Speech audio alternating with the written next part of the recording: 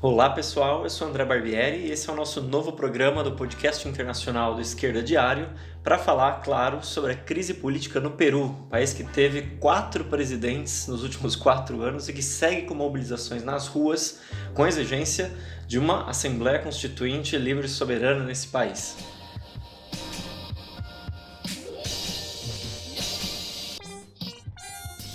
E parece que presidente no Peru é igual pino de boliche, né, Marie? Marie tá aqui comigo, Marie Castanheda, a nossa convidada aqui de hoje para discutir essa crise política no Peru. Como é que você tá aí, Marie? Oi, André. Oi, todo mundo. Muito obrigada aí pelo convite para estar aí discutindo. Realmente, pino de boliche tá pouco perto desses caras que só caem. Bom, a gente vai falar aqui sobre alguns pontos dessa enorme crise política no Peru. E é muito interessante ver que nas ruas agora aparecem centenas de fotos, né, com cartazes escritos "mexeram com a geração errada", né, se referindo a esses novos batalhões de jovens que se especializaram nas ruas a neutralizar bombas de gás lacrimogêneo, que são algumas das principais armas que a polícia peruana herdeira, né, do Fujimorismo vem utilizando para tentar deter essas manifestações. O principal grito que se ouve, né, o que se baixem todos, né, que saiam todos, enquanto agora se luta por justiça, né, para alguns jovens, 2 especialmente que foram assassinados pela repressão policial nesses protestos, o Inti e o Brian, e a necessidade de uma nova Constituição começa a se espalhar, né, em milhares de cartazes, ganham respaldo de trabalhadores, inclusive não é o único país da América Latina que vem passando por protestos que questionam, né, as constituintes anteriores. A gente viu recentemente as mobilizações no Chile. E nós vamos discutir um pouco sobre os problemas, né, que estão sendo encarados por essas manifestações. 2 aspectos centrais, né, para começar aqui o nosso diálogo com a Marie, que seria bom explicar para os nossos ouvintes, que tratam dos fundamentos dessa crise hoje no Peru. Um deles é a própria Constituição de 1993, né, do Alberto Fujimori, que produziu uma sequência de medidas autoritárias nas últimas décadas, atacando brutalmente as condições de vida, né, da classe trabalhadora, da juventude. E, por outro lado, mais recentemente, todas as consequências que no Peru teve a Operação Lava Jato, essa operação pró-imperialista que aqui no Brasil significou o avanço da extrema-direita e que permitiu o triunfo do Bolsonaro nas últimas eleições presidenciais de 2018, né, Marie? Pois é, André. As investigações, né, da Lava Jato e autoritarismo judiciário, que impactou tão profundamente no Brasil e que foram, né, a base para o golpe institucional de 2016, revelou esquemas de corrupção da Odebrecht na América Latina inteira, em especial na Venezuela, na República Dominicana, no Panamá, na Argentina e também no Peru, onde teve os impactos políticos muito profundos. Assim, para a gente ter ideia, levou a investigações de corrupção relacionadas a todos os presidentes peruanos desde o Alejandro Toledo, que foi presidente de 2001 a 2006, ao ponto do Alan Garcia ter cometido suicídio no ano passado no meio das investigações. Até o Ollanta Humala é acusado delas. E o que aconteceu no Peru no último período foi uma sequência de medidas completamente por fora da população poder decidir sobre qualquer coisa em relação a quem governa o país, uma mais autoritária que a outra. O próprio Martín Vizcarra, ele assumiu a presidência em março de 2018, né? Porque ele era o vice do último presidente eleito, o Pedro Pablo Kuczynski, que é mais conhecido como PPK. Ele renunciou ao mandato depois que as acusações contra ele tomaram proporções midiáticas que fizeram com que se abrisse uma crise de representatividade bastante profunda, com o apoio da grande mídia, né, fazendo o possível para aumentá-la ainda mais. E com a oposição no Congresso, que era majoritariamente fujimorista, né?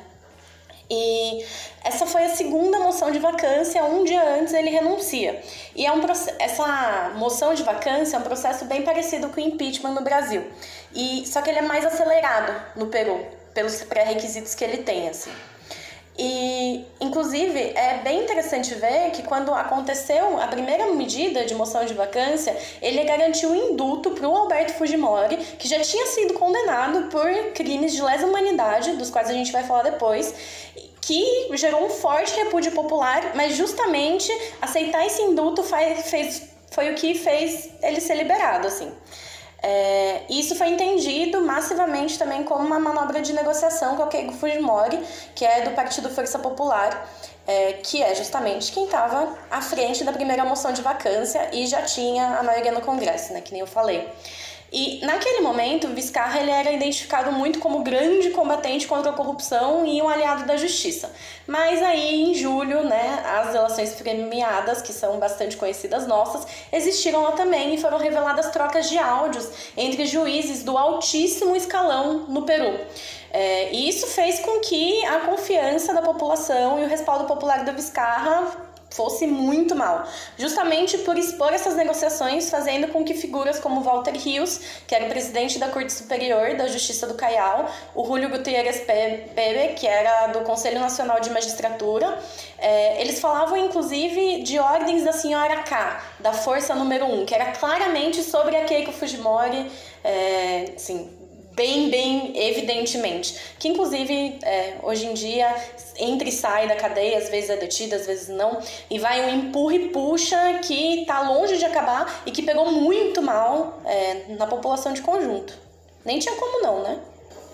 Esse panorama é importante, né, pra gente ver que é complexa essa crise. É um quebra-cabeça difícil, né, de entender, porque a política peruana é bastante complexa, né? Em última instância, a gente poderia dizer que o Martín Vizcarra, que é o último presidente que agora foi deposto pelo Congresso, ele jogou ali uma isca para tentar canalizar politicamente para si essa crise enorme de representatividade que existe hoje no Peru, né? Naquele momento, já se contrastava com as condições de vida muito degradadas de amplas massas trabalhadoras. Para os nossos ouvintes poderem entender, no Peru, mais de 60% dos trabalhadores vivem na informalidade, né? Isso sem falar da enorme exploração do trabalho na área da mineração, né, que é uma área econômica estratégica no Peru, em que o capital estrangeiro, especialmente o capital chinês, agora que entra com muita voracidade na América Latina, tem um peso enorme, né? Bom, vista essa disparidade, né, entre a situação, a condição de vida desses políticos e a condição de vida dos trabalhadores peruanos, o Vizcarra ele tentou capitalizar isso, né? Ele convocou um Conselho de Estado, ele lançou a proposta, em primeiro lugar, de promover uma reforma do sistema judiciário, e então ele fez uma declaração evocando, né, esse referendo para reformar a Constituição, o que demonstra, né, de maneira distorcida o nível, né, de questionamento que já existia na população contra essa Constituinte de 1993, e nela já estava, né, contida nessa proposta do Vizcarra a reforma do sistema de justiça, por exemplo, o financiamento dos partidos políticos, a questão da não reeleição de congressistas e o retorno a um sistema bicameral, né? Ou seja, agora só existe uma Câmara nacional no Peru e a proposta é que existissem duas. E o problema é que isso incomodou muito a ala fujimorista, né, do regime, essa ala herdeira, né, da ditadura peruana, que tem uma maioria hoje no Congresso e que havia concedido, né, ao Vizcarra uma série de autonomias. E esse debate sobre as reformas foi sendo adiado e só foi retomado a partir de uma medida recentemente adotada, né, pelo Vizcarra, que era uma questão de confiança que culminou na dissolução constitucional do Congresso e em novas eleições, em janeiro de 2020, para mandatos que teriam validade até abril de 2021. Bom, dito tudo isso, em suma, o Vizcarra chamou essas eleições com o objetivo de ter um Congresso mais favorável para ele. E o que ocorreu realmente foi a eleição majoritária composta pela direita. Depois, inclusive, aquele indulto para o Alberto Fujimori foi anulado dentro do Congresso, né, Marie? É impressionante, né? Porque a questão da justiça pelas famílias que perderam seus entes pela repressão por culpa do Fujimori é uma simples moeda de troca, né? Inclusive, é absurdo. E aí, justamente, em seguida, foi outra moção de vacância por esse Congresso. Ela foi votada contra o Vizcarra em setembro.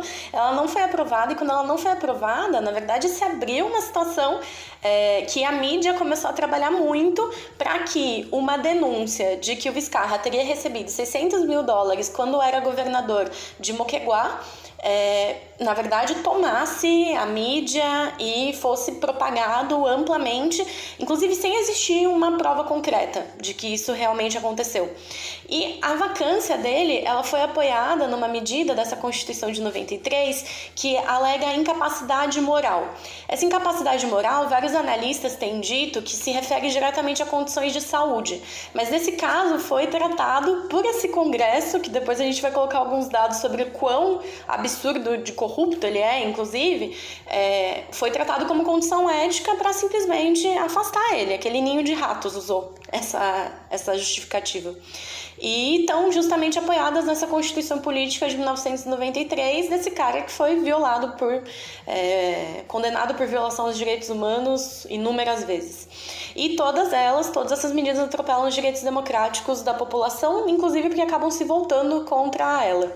E foi bem interessante porque o ex-presidente do parlamento, Manuel Merino, ele aguentou um total de 5 dias de mandato, na qual praticamente todos os ministros pularam fora do barco frente à força popular imparável que se expressou nas ruas, em especial pela juventude, né? Sim, literalmente todos, né?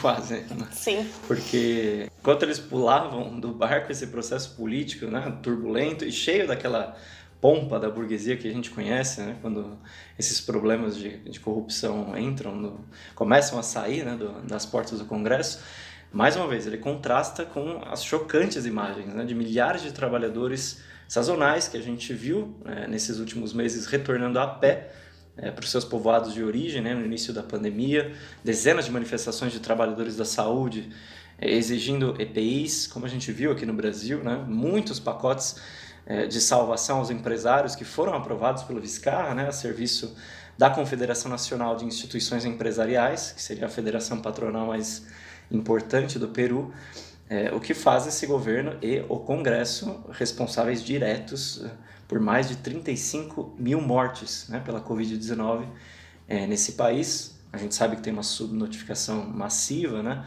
colapso do sistema sanitário peruano, e as condições econômicas não são melhores. A gente tem hoje dados de 8,8% de desemprego considerado, né, a população total no Peru, e essa proporção na juventude aumenta para 25%. Parece aqueles momentos auges, né, da crise no Peru, na Grécia e na Espanha, né, durante a crise europeia.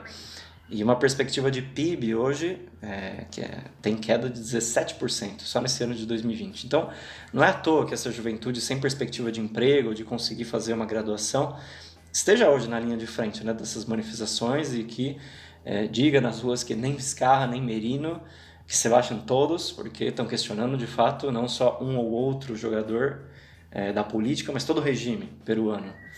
E vale acrescentar que essa revolta da juventude se dá contra o autoritarismo estatal também, expresso nessa violência policial que assassinou esses 2 jovens que eu mencionei lá no início, né, o Inti e o Brian, feriu centenas de pessoas, inclusive há acusações de tortura e desaparecidos nessa última semana no Peru, que está promovendo inclusive multas para aqueles que fiquem nas ruas depois do toque de recolher, que está em vigência entre as 11 horas da noite e as 4 horas da manhã. É muito forte isso, né? Inclusive, eu estava vendo que a sana pelo lucro capitalista ele é tanto que uma empresa que nem a Pizza Hut está oferecendo entregas até a meia-noite, sendo que o toque de recolher é até às 11 e tem literalmente desaparecidos das manifestações, né? Inclusive é serviço justamente desses capitalistas que todas essas medidas do Congresso são tomadas, assim como da presidência.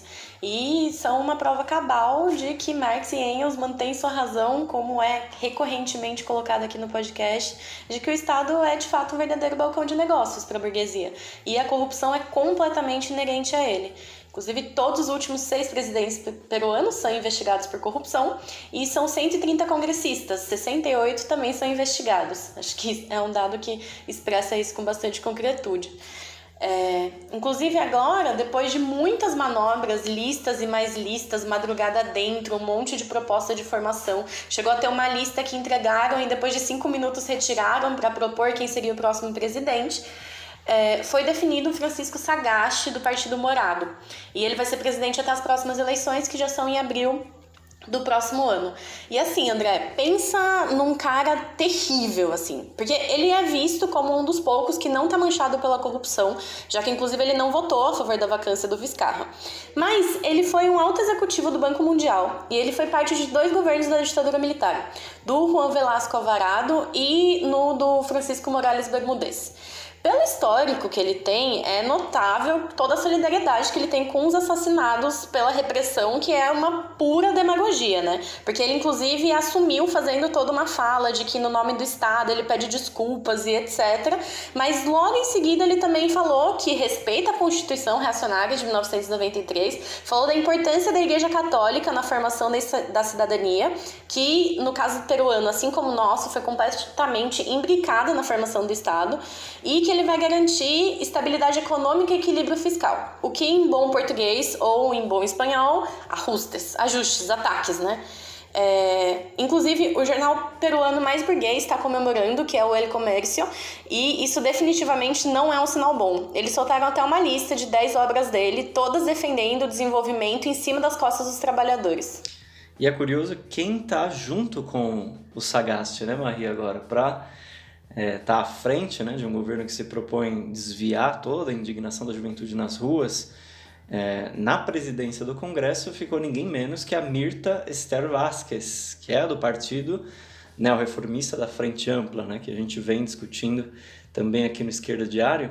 E essa unificação em torno do Sagasti, como vem denunciando os nossos companheiros da Corrente Socialista de Trabalhadores, lá no Peru, que é a nossa organização irmã nesse país, vem do medo de que esse forte questionamento, né, o Manuel Merino, ao Congresso, identificado como o ninho de ratos, né, como mencionou a Marie, ele se desenvolva ainda mais. E o apoio dado a esses jovens lutadores se transforma em ação organizada da própria classe trabalhadora, que vive toda essa condição terrível que a gente mencionou, e passe a questionar, né, o conjunto do regime de 93. Essas nomeações, por mais absurdas que sejam, buscam acalmar os ânimos da juventude e, claro, pela própria figura desses políticos arraigados no regime burguês, vários deles ligados, como Sagasti, à ditadura militar, não vão agradar a juventude, que está bastante decidida a querer arrancar com suas próprias mãos a justiça, né, por seus companheiros assassinados e questionar o conjunto desse regime. E justamente por isso, a gente está falando aqui do regime de 93, né, o regime do Fujimori. É importante passar por ele e explicar por que ele está buscando ser salvo, né, por esses setores da burguesia e até mesmo pelos representantes de partidos que se diziam progressistas, né, como o Juntos pelo Peru, que é da Verônica Mendonça, alegando que essas eleições poderiam resolver todos os problemas, que não seria necessário questionar a Constituição de 93, que novos corruptos não seriam votados, que tudo seria resolvido pelas urnas e ali o regime poderia ficar de pé tal como ele é hoje. Bom, essa política é enganadora, obviamente, é muito parecida com aquela ilusão de achar que as eleições gerais resolveriam aqui no Brasil os impactos do golpe institucional de 2016, ou seja, que aqui não seria necessário questionar todo o conjunto do regime golpista, mas que no Peru cumpre um papel, né, de querer descomprimir essa indignação social e de querer canalizar essa raiva da juventude, dos trabalhadores, para as eleições, para que a burguesia tenha tempo de aplicar os seus ataques e siga construindo essa miséria, né, dos trabalhadores e do povo que a gente está mencionando aqui no nosso programa.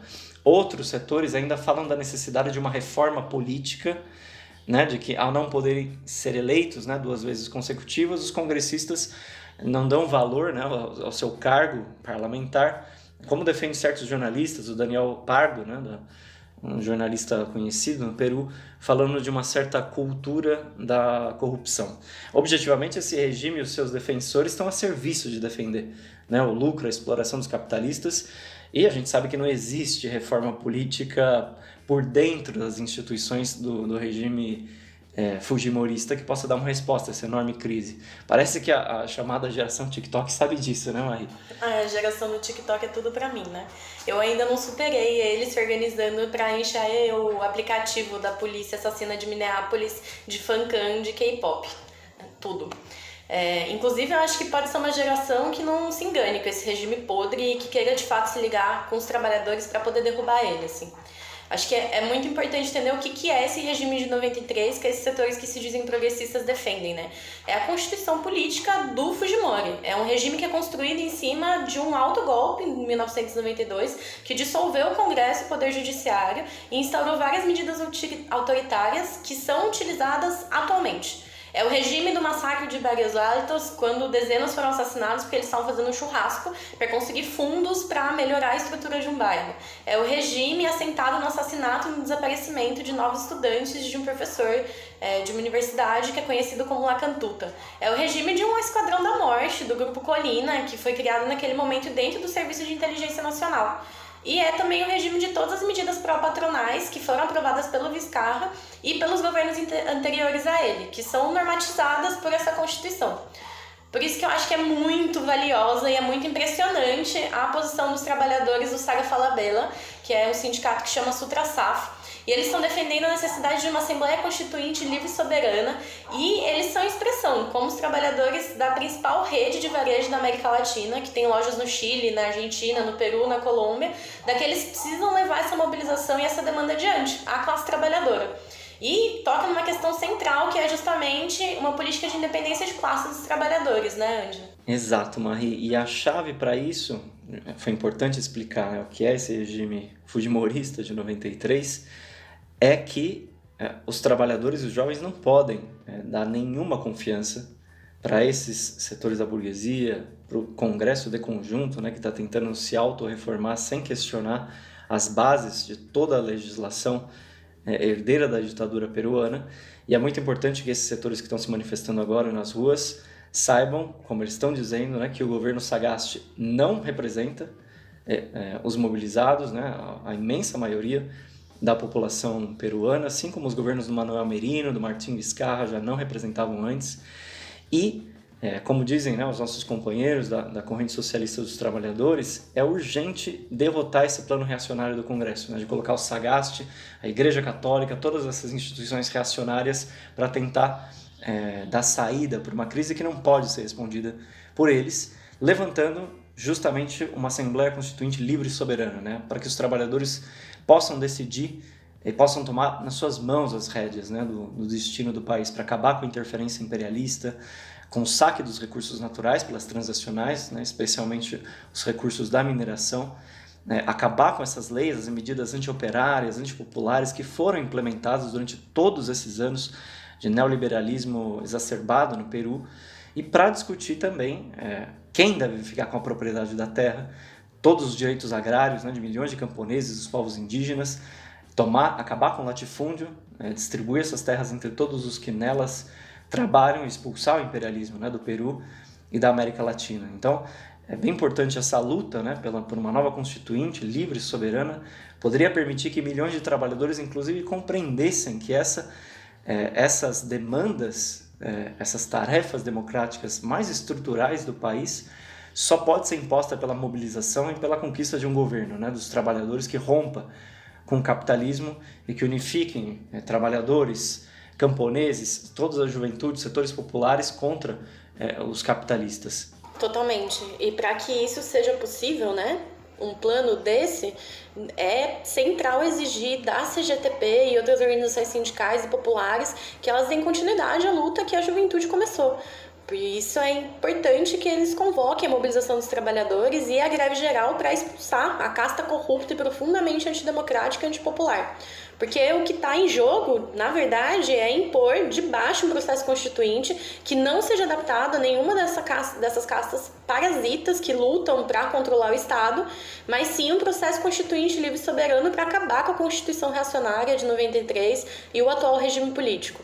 E para continuar essa luta, é central promover todas as formas de auto-organização dos trabalhadores e do povo, com base na mais ampla e profunda democracia que pode existir daqueles que lutam, para evitar que justamente todos os esforços que estão existindo nas ruas para derrubar essa Constituição fujimorista sejam novamente traídos e negociados por quem hoje quer se armar na luta social, como aconteceu na marcha que expulsou o Fujimori, mas que abriu o caminho para o Toledo e para todos aqueles que vieram depois dele, como o Alan Garcia, o Yantumala, o PPK, o Vizcarra, e todos aqueles que estão a serviço do capital e da corrupção que é promovida pelos empresários, e é completamente oposta aos nossos interesses.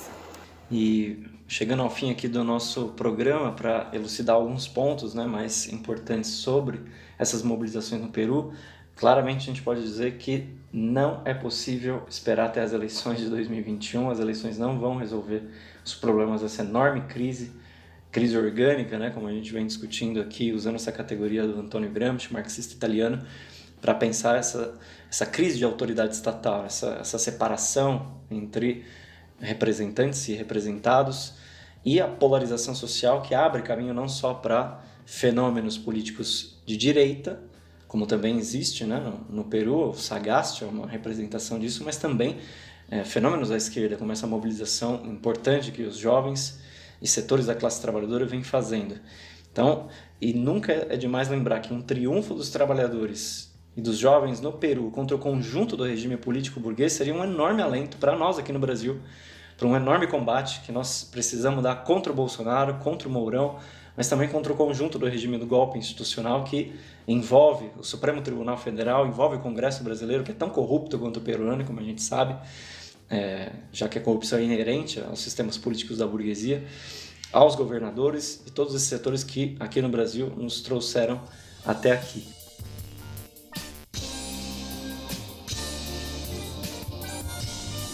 Bom, chegando aqui então ao final do nosso programa, agradeço muito a Marie por ter participado junto com a gente. Marie, quer fazer algumas considerações finais? Eu que agradeço muito, eu sou muito, muito fã desse programa. Acho que ele é essencial para a gente pensar a luta de classes internacionalmente hoje. E estou muito feliz de ter participado. Força Peru, ni olvido ni perdono, justiça por Bryan Inti e Assembleia Constituinte Livre e Soberana lá e aqui. Legal. Então, a gente vai terminando aqui. Agradeço a todos os nossos ouvintes. Peço para todo mundo também comentar, compartilhar,